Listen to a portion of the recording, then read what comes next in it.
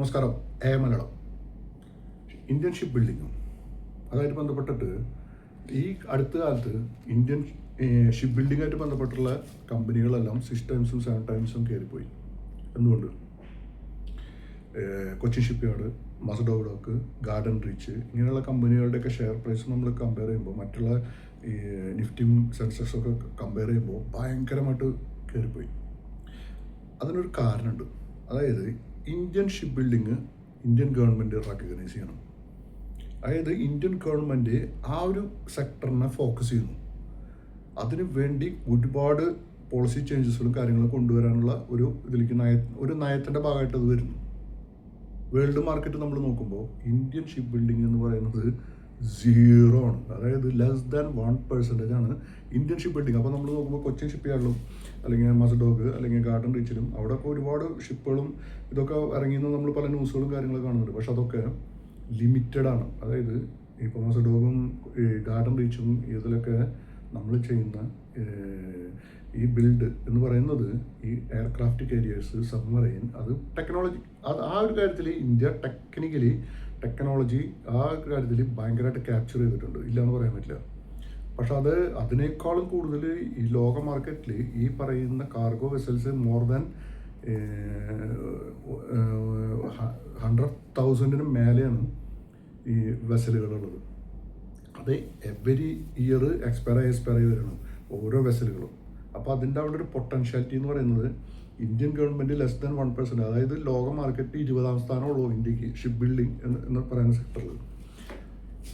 ഒന്ന് ആലോചിച്ച് നോക്കി, ഇന്ത്യയുടെ കോസ്റ്റ് ലൈൻ എന്ന് പറയുന്നത് 7500 കിലോമീറ്റർ വ്യാപിച്ചു കിടക്കുന്ന കോസ്റ്റ് ലൈൻ ഇത്രയും ഉള്ള ഒരു രാജ്യത്തിന് ആകെ ലെസ് ദാൻ 1% ആണ് ഷിപ്പ് ബിൽഡിങ്ങിൽ കോൺട്രിബ്യൂഷൻ ഉള്ളൂ എന്ന് പറയുമ്പോൾ അത് വലിയൊരു നമുക്ക് ഇന്ത്യയിലെ ഏറ്റവും പുറകോട്ടടിപ്പിക്കുന്ന ഒരു കാര്യമാണ്. അതാണ് ഗവൺമെൻറ് ഓഫ് ഇന്ത്യ റെക്കഗ്നൈസ് ചെയ്യുന്നത്.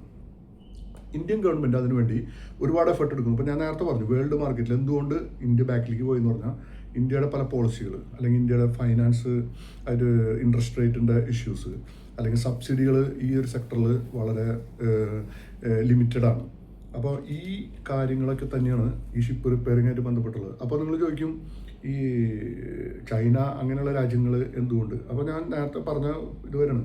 അതായത് 1% ഇന്ത്യ ഉള്ളൂ എന്ന് പറയുമ്പോൾ വേറെ ആരാണ്? China. More than 50% market share ഇപ്പോഴും ചൈനയ്ക്കാണ്. പിന്നെ സൗത്ത് കൊറിയയും ജപ്പാനും, ഇവർ രണ്ടുപേരും കൂടി ഏകദേശം ബാക്കിയുള്ള 35-40% അവരും കൈയടക്കി വെച്ചിട്ടുണ്ട്. ബാക്കി വരുന്ന 10% ആണ് യൂറോപ്പ്, പിന്നെ ഇന്ത്യ ഇങ്ങനെയുള്ള കുറച്ച് രാജ്യങ്ങൾ കൈകാര്യം ചെയ്യുന്നത്. അപ്പം തന്നെ നിങ്ങൾക്ക് മനസ്സിലാവും ഈ ഒരു സെക്ടർ വളരെ പരിമിതമായുള്ള രാജ്യങ്ങളിൽ കോൺസെൻട്രേറ്റ് ചെയ്തിരിക്കണം. ഒന്നാലോചിച്ച് ലോകത്തിലെ 90% കാർഗോസും വോളിയം ബേസിസിൽ ട്രാൻസ്പോർട്ട് ചെയ്യുന്നത് ഈ പറയുന്ന മറൈൻ ആയിട്ട് ബന്ധപ്പെട്ടുള്ള ഈ ഒരു ട്രാൻസ്പോർട്ടാണ്. അപ്പോൾ ആ ഒരു ഫീൽഡിൻ്റെ പ്രാധാന്യം ഇന്ത്യനെ പോലുള്ള ഒരു വികസിത രാജ്യമായിട്ട് വരുന്ന ഒരു രാജ്യത്തിന് വളരെ ഇമ്പോർട്ടൻ്റ് ആയിട്ടുള്ളൊരു കാര്യമാണ്. അതുകൊണ്ട് തന്നെയാണ് ഇന്ത്യൻ ഗവൺമെൻറ് ഇപ്പോൾ ഈ അടുത്ത് ഇനിഷ്യേറ്റീവ് എടുത്തിട്ട് കുറച്ച് ഫണ്ടുകൾ, മാരിടൈം ഡെവലപ്മെൻറ്റ് ഫണ്ട് എന്നൊക്കെ പറഞ്ഞ് ഏകദേശം 1,00,000 കോടി രൂപയാണ് ഇതിലേക്ക് ഇൻവെസ്റ്റ് ചെയ്യുന്നത്.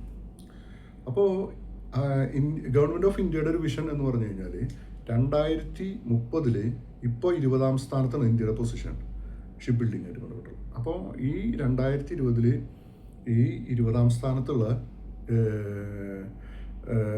2025 20ാം സ്ഥാനത്തുള്ള ഈ ഇന്ത്യൻ ഷിപ്പ് ബിൽഡിംഗ് ആയിട്ട് ബന്ധപ്പെട്ടുള്ള സെക്ടറിനെ ഇന്ത്യ പ്ലാൻ ചെയ്യുന്നത് 2030 10 സ്ഥാനങ്ങളിലൊന്നും.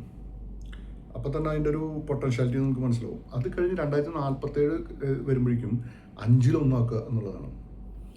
അപ്പോൾ ഈ ഒരു സെക്ടർ കാര്യമായിട്ട് ഇപ്പോൾ ഒന്നും ഭൂമി നടന്നിട്ടില്ലാന്ന് ഞാൻ പറയുള്ളൂ. കാർഗോ വെസൽസും കാര്യങ്ങളൊക്കെ ഉണ്ടാക്കാനുള്ള ഒരു ടെക്നോളജിയും കാര്യങ്ങളൊക്കെ ഇന്ത്യയിലേക്ക് പല കമ്പനികളായിട്ടും വേൾഡ് മാർക്കറ്റിലുള്ള പല കമ്പനികളായിട്ടും നമ്മൾ ഒരു ടൈപ്പ് വരുമ്പോൾ ഓട്ടോമാറ്റിക്കായിട്ട് ഈ ഒരു സെക്ടർ കാര്യമായിട്ടുള്ളൊരു ബൂമിങ്ങാണ് വരാൻ പോകുന്നത്.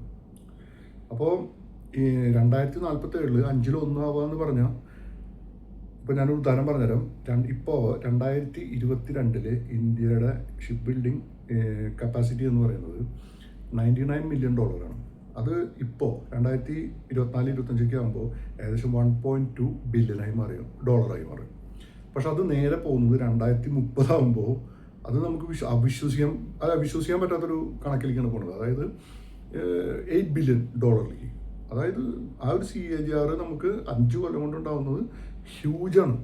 ആ ഒരു പൊട്ടൻഷ്യാലിറ്റി എന്തായാലും ഈ പറയുന്ന സെക്ടറിൽ ഈ പറയുന്ന കമ്പനികൾ അല്ലെങ്കിൽ ഇതിനെ റിലേറ്റ് ചെയ്യുന്ന എക്യുപ്മെൻറ്റ് സപ്ലൈ അല്ലെങ്കിൽ സ്റ്റീൽ സപ്ലൈ ഇങ്ങനെ ചെയ്യുന്ന എല്ലാ കമ്പനികളും കാര്യമായിട്ട് ഒരു ഇമ്പാക്റ്റ് ഉണ്ടാകാനുള്ള ഒരു സാധ്യത കാണുന്നുണ്ട്. അടുത്തൊരു 5-10 കൊല്ലത്തിനുള്ളിൽ ഇതിൽ ഇൻവെസ്റ്റ് ചെയ്യാവുന്ന വലിയൊരു ഹ്യൂജ് ഓപ്പർച്യൂണിറ്റിയാണ് അവിടെ കിടക്കുന്നത്. ഇപ്പോൾ ഈ പറയുന്ന ഷിപ്പ്യാർഡുകൾ, ഈ കൊച്ചിൻ ഷിപ്പ്യാർഡ്, ഈ ഗാർഡൻ റീച്ച്, മസുഡോക്ക്, ഇതിൻ്റെയൊക്കെ ഷെയർ പ്രൈസ് ഇപ്പോൾ നമ്മൾ വിചാരിക്കും ഓവർ പ്രൈസ്ഡാണ് എന്ന് എനിക്ക് തോന്നുന്നില്ല. കാരണം ഇനി അടുത്തൊരു 5 കൊല്ലം കൂടി കഴിയുമ്പോൾ ഇതിൻ്റെ ഷെയർ പ്രൈസൊക്കെ ഹ്യൂജ് ഒരു ലെവലിൽ ഒരു അപ് ട്രെൻഡാണ് കാണിക്കുന്നത്. എനിക്കങ്ങനെ മനസ്സിലായിട്ടുള്ളത്. അപ്പോൾ ഈ ഇന്ത്യൻ ഗവൺമെൻറ്റിൻ്റെ വിഷൻ എന്ന് പറഞ്ഞു കഴിഞ്ഞാൽ ഇപ്പോൾ ഈ കഴിഞ്ഞ കുറച്ച് ദിവസം മുന്നേ ഒരു ഇൻവെസ്റ്റ്മെൻറ്റ് ലോകത്തിലെ തന്നെ ഏറ്റവും വലിയ ഷിപ്പിംഗ് കമ്പനികളായിട്ടുള്ള പല കമ്പനികളിൽ നിന്നും ഇൻവെസ്റ്റ്മെൻറ്റ് ഇന്ത്യയിലേക്ക് ഒഴുകണം. അതായത് ഇപ്പോൾ മേഴ്സ്ക് $2 ബില്യൺ ഇന്ത്യയിൽ പിപ്പാവ് ഷിപ്പ്യാർഡിൽ അല്ലെങ്കിൽ പോർട്ടിൽ ഇൻവെസ്റ്റ് ചെയ്യാൻ പോകുന്നത്. അപ്പോൾ അതേപോലെ തന്നെ DP വേൾഡ് ഇൻവെസ്റ്റ് ചെയ്യാൻ പോകുന്നത് $5 ബില്യൺ. ഈ അടുത്ത അവരുടെ പ്രഖ്യാപനങ്ങളാണ്, ഇപ്പോൾ ഈ അടുത്ത് വന്നിട്ടുള്ള പ്രഖ്യാപനങ്ങളുടെ പറയുന്നതാണ്. അപ്പോൾ ഇത് മുഴുവൻ ഈ സെക്ടറിനെ ഭൂമി ചെയ്യുക എന്നുള്ളതാണ്. അപ്പോൾ ഇന്ത്യയിൽ എന്തുകൊണ്ട് ഇത്ര നാൾ ഇത് വന്നില്ല എന്ന് പറഞ്ഞു കഴിഞ്ഞാൽ, ഈ ഒരു സെക്ടർ ഇത്ര ഭൂമായില്ല എന്ന് പറഞ്ഞാൽ പോളിസി ചേഞ്ചസ്, പോളിസിയുടെ കുറച്ച് ക്ലാരിറ്റി ഇല്ലായ്മ, പിന്നെ ഫൈനാൻസിൻ്റെ ഇഷ്യൂസ്, അതായത് ഹൈ ഇൻട്രസ്റ്റ് റേറ്റ്, പിന്നെ എക്യുപ്മെൻസിൻ്റെ അവൈലബിലിറ്റി. ഈ ഷിപ്പ് റിപ്പയർ ആയിട്ട് അല്ലെങ്കിൽ ഷിപ്പ് ബിൽഡിംഗ് ആയിട്ട് ബന്ധപ്പെട്ടുള്ള കാര്യങ്ങളെന്ന് വെച്ച് നോക്കുമ്പോൾ ഈ എക്യുപ്മെൻ്റ് അവൈലബിലിറ്റി അല്ലെങ്കിൽ മെറ്റീരിയൽ അവൈലബിലിറ്റി എന്ന് പറയുന്നത് വളരെ ഇമ്പോർട്ടൻ്റ് ആണ്. ഇന്ത്യ ആശ്രയിക്കുന്നത് ഇത് പലപ്പോഴും ഫോറിൻ കൺട്രികളാണ് അല്ലെങ്കിൽ ഇമ്പോർട്ടാണ്. ഇത് ജിയോ പൊളിറ്റിക്കൽ ഇഷ്യൂസൊക്കെ വരുമ്പോൾ ഇതൊക്കെ ഭയങ്കരമായിട്ട് നമ്മുടെ ആ ഒരു ഏരിയനെ ബാധിക്കുന്നത്. കാരണം ഒരു ഷിപ്പ് ബിൽഡ് ചെയ്യാൻ മിനിമം ഒരു സ്പാൻ എന്ന് പറയുന്നത് 2 to 3 years ആണ്. ഒരു കാർഗോ വെസലും കാര്യങ്ങളൊക്കെ നമ്മൾ ബിൽഡ് ചെയ്യാന്ന് പറയുമ്പോൾ. അപ്പോൾ ആ ഒരു ഇതിൽ എൻജിൻ അല്ലെങ്കിൽ radar system, navigation system, propelling system, ഇതിലൊക്കെ ഇന്ത്യയിലേക്ക് വരുന്ന ഈ മാനുഫാക്ചർ ചെയ്ത് പുറത്തുനിന്ന് വരുന്ന ഒരു കണ്ടീഷനാണ് ഇപ്പോൾ ഉള്ളത്. അത് മുഴുവൻ നമ്മൾ ഇന്ത്യയിൽ ഉൽപ്പാദിപ്പിക്കുക എന്നുള്ളൊരു രീതിയിലേക്ക് വന്നു കഴിഞ്ഞാൽ ചൈന എന്താ ചെയ്ത് അല്ലെങ്കിൽ സൗത്ത് കൊറിയ എന്താ ചെയ്ത് അതേ രീതിയിൽ തന്നെ ഇന്ത്യയിൽ അങ്ങനെ ഒരു സെക്ടർ നല്ല രീതിയിൽ വരികയാണെങ്കിൽ യാതൊരു സംശയവും വേണ്ട, ഇന്ത്യൻ ഷിപ്പ് ബിൽഡിംഗ് സെക്ടർ അടുത്തൊരു ബൂമിങ്, അതായത് നമുക്കൊന്നും വിശ്വസിക്കാൻ പറ്റാത്ത രീതിയിലുള്ള ഒരു വളർച്ച നേടും തന്നെയാണ് എൻ്റെ വിശ്വാസം. അപ്പോൾ അതിൽ വരുന്ന ഏറ്റവും വലിയൊരു കടമ്പകൾ എന്ന് പറയുന്നത് ഇപ്പോൾ ഈ പറയുന്ന എക്യുപ്മെൻറ്റ്സ് അവൈലബിലിറ്റി, ഇതൊക്കെ ഇന്ത്യയിൽ തന്നെ മേക്കിംഗ് ഇന്ത്യ എന്നുള്ള ഒരു കൺസെപ്റ്റിൽ ഉണ്ടാക്കുകയാണെങ്കിൽ ഇത് മുഴുവൻ ഒരു വലിയൊരു അഡ്വാൻറ്റേജ് ആയിട്ട് ഇന്ത്യൻ ഷിപ്പിംഗ് സെക്ടറിനെ ബാധിക്കും. അതേപോലെ തന്നെ ഇപ്പോൾ ഹൈയുണ്ടായി എന്ന് പറയുന്ന കമ്പനി നമ്മുടെ ഇന്ത്യയിൽ വന്നിട്ട് ഇൻവെസ്റ്റ് ചെയ്യാൻ തയ്യാറാണ്. അതേപോലെ തന്നെ ഇപ്പോൾ ഈ അടുത്ത് നിങ്ങൾ ശ്രദ്ധിച്ചിട്ടുണ്ടാവും, കൊച്ചിൻ ഷിപ്പ്യാർഡിൽ ഇറങ്ങിയിട്ടുള്ള ഡ്രഡ്ജർ, ഈ ഡ്രഡ്ജിങ് കോർപ്പറേഷൻ ഓഫ് ഇന്ത്യക്ക് വേണ്ടിയിട്ട് ഇറങ്ങിയിട്ടുള്ള ഡ്രഡ്ജറിൽ ഒരു പാർട്ടിസിപ്പേഷൻ വന്നിട്ടുള്ളത് റോയൽ ISC എന്ന് പറയുന്ന നെതർലാൻഡ് ബേസ്ഡ് കമ്പനിയാണ്. ആ കമ്പനി അറിയാത്തവരാരുണ്ടാവില്ല. ഡ്രഡ്ജിങ് ഫീൽഡിൽ ഏറ്റവും ബെസ്റ്റ് ടെക്നോളജി ഉള്ളൊരു കമ്പനിയാണത്. അവർ അതിൽ ഒരു പാർട്ടിസിപ്പേഷൻ. അപ്പോൾ ലോകരാജ്യങ്ങൾ മുഴുവൻ ഈ ഒരു സെക്ടറിനെ നോക്കണം. ഈ ഒരു സെക്ടറിനെയാണ് ഭൂമിയും ഒന്ന് യാതൊരു സംശയമില്ലാത്ത രീതിയിൽ ഇപ്പോൾ മേഴ്സ്ക്, ഞാൻ നേരത്തെ പറഞ്ഞ പോലെ മേഴ്സ്ക്, DP വേൾഡ്, ഇവരെല്ലാവരും ഇവിടെ വന്ന് ഇൻവെസ്റ്റ് ചെയ്യുക എന്ന് പറയുമ്പോൾ തന്നെ അതിൻ്റെ പൊട്ടൻഷ്യാലിറ്റി എല്ലാവർക്കും മനസ്സിലായിട്ടുണ്ടാവും. അപ്പോൾ സ്റ്റേ ഇൻവെസ്റ്റഡ് അടുത്തൊരു സെക്ടറായിട്ട് ഞാൻ വരാം.